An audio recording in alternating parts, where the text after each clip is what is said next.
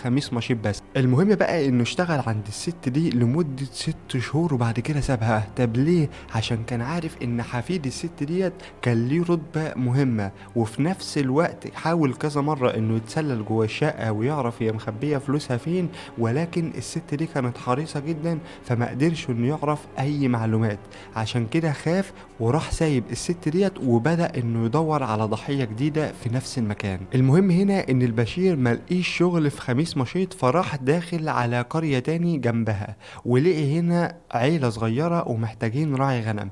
العيلة دي كانت مكونة من اب وام وولد عنده 16 سنة وثلاث بنات. فقال لهم انا كنت شغال راعي اغنام وافهم في المهنة ديت وانا عايز اشتغل، وفعلا شغلوه. ولمدة 3 شهور البشير كان شغال ومش واضح عليه اي حاجة، لحد بقى ما قامت خناقة بينه وبين رب الاسرة دي عشان التنظيف وعشان ان هو ما بيهتمش بالرعية والاغنام والكلام ده. المهم هنا رب الاسرة ده طرده بره وقال له انا خلاص مش عايزك للشغل تاني.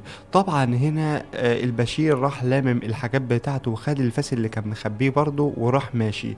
ولكن وهو ماشي ما كانش عاجبه الموضوع وكان حاقد جدا على رب الاسرة ده، فقال لا انا مش هسيب حقي، وراح راجع تاني لنفس البيت.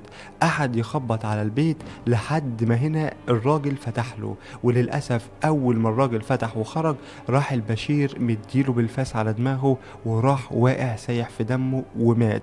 هنا طبعا الست سمعت جوزها وهو بيصرخ، فأول ما طلعت برضو البشير راح مديها بالفاس على دماغها، راحت واقعة جنبيه متوفية على طول. المهم هنا ابنهم اللي عنده 16 سنة أول ما سمع صراخ أبوه وأمه فكر على طول إيه اللي بيحصل، وراح مخبي إخواته واحدة ورا التانية. واحدة دخلها في الحوش والتانية في التنورة والتالتة راح مدخلها الأوضة وقافل عليها.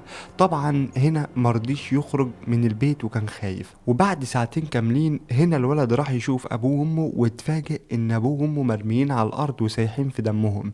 ما بلغش الشرطة ولكن راح لأقرب جيران ليهم وحكى لهم اللي حصل، والجيران على طول راحوا متصلين بالشرطة. المهم هنا البشير نفسه لما عمل الموضوع ده رجع لنفس الست اللي كان شغال عندها وخاف يسرقها، رجع عشان يكلمها على شغل تاني.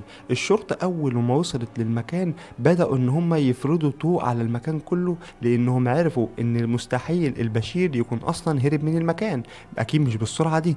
المهم ففضلوا متبعين الأثر بتاعه لحد ما وصلوا عند قرية معينة اللي هي خميس مشيط، والأثر اختفى. المهم بقى إن الشرطة كانت مستغربة جدا ازاي الشخص ده بيخفي الاثار بتاعته، ده مفيش اثار عربية ولا حتى رجلين ولا الفاس اللي كان بينقط